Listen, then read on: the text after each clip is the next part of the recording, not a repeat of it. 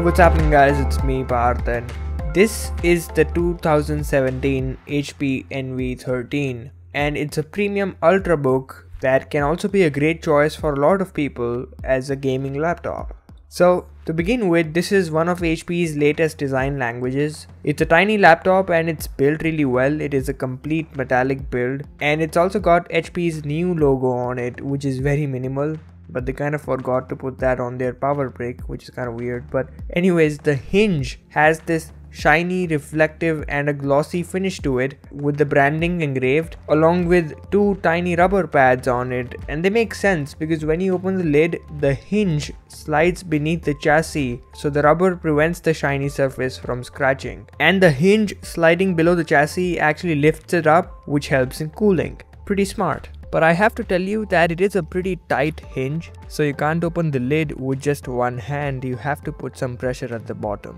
But anyways, being the Ultrabook that it is, it's a pretty thin and light laptop, just a few units thicker and a few grams heavier than the latest 13-inch MacBook Pro, on paper at least. And I say on paper because to the hand, it feels almost the same. As far as the ports are concerned, it's packing quite a bunch. It's got two USB-A ports, two USB-C 3.1 ports, a micro SD card slot, and also a headphone jack, which is sweet. Although none of those Type-C ports double up as a Thunderbolt port, by the way. The keyboard, that's great. It's got great travel and the keys are big and well spaced. And there's also no flex in normal usage, so it's a great smooth typing experience. Now, the speakers on this device are both at the bottom and right on top of the keyboard, which is great. This one also has that Bang & Olufsen branding, and it actually lives up to the expectations, unlike most of the other speakers who also have some sort of branding and are pretty much crap. This does not distort, it's clear, and it also gets fairly loud. So basically nothing to complain about. Now, below the keyboard is the trackpad.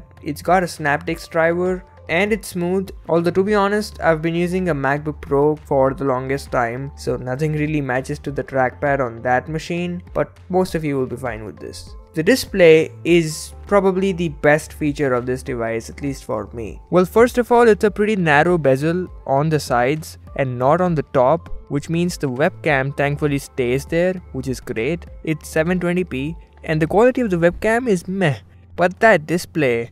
So it's a 13.3-inch surface and it's incredibly crisp because it is 3840 by 2160, which is 4K. It's got really good viewing angles, the color reproduction is nice, also gets fairly bright at about 260 nits, and it's also a touchscreen, which is amazing. Now, believe it or not, but this is the first time I'm using a laptop with a touchscreen on a daily basis. And it might not seem like a huge reason to spend extra money on, and that's true, it's not really worth it, you won't miss it if you don't have it. But I have to say that touchscreen in laptops is just really convenient when you don't want to move your eyes away from the screen or one of your hands is occupied. It can be quick and a lot of fun sometimes. Oh, and I almost forgot, but the glass on top of this display is the most reflective one that I've ever seen, so that might not be a good thing while gaming.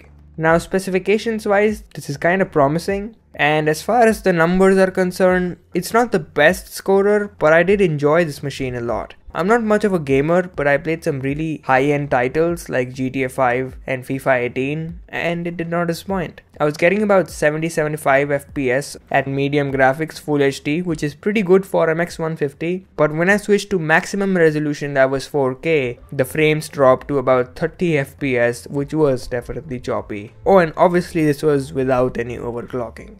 Now, I did get the two fans to spin a few times, usually when it was processing or loading, but nothing too loud or major. I also got this to heat up around the hinge and the bottom surface after playing for about an hour. But it was again nothing major because the chassis is already lifted up by the hinge, so you barely feel it, and it's also good cooling. So overall, a great performer for the kind of specifications that you get inside. As far as the battery is concerned, it's almost 7000 mAh, which means it's almost similar to the one on the MacBook Pro 15-inch, but it's actually way better thanks to the Kaby Lake processor. It charges completely in about slightly less than 2 hours and gives a run of about 7.5 hours on casual usage, but if you game on this, you can kill this easily in about 3 hours, but it's not really that bad.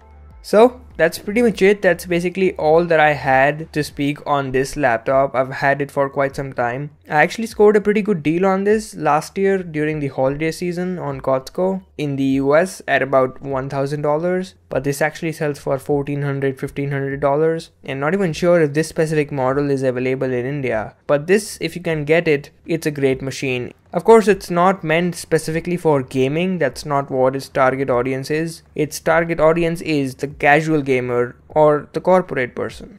That's been it. Hope you enjoyed the video. Make sure to stick around, and I'll talk to you in my next one. Take care.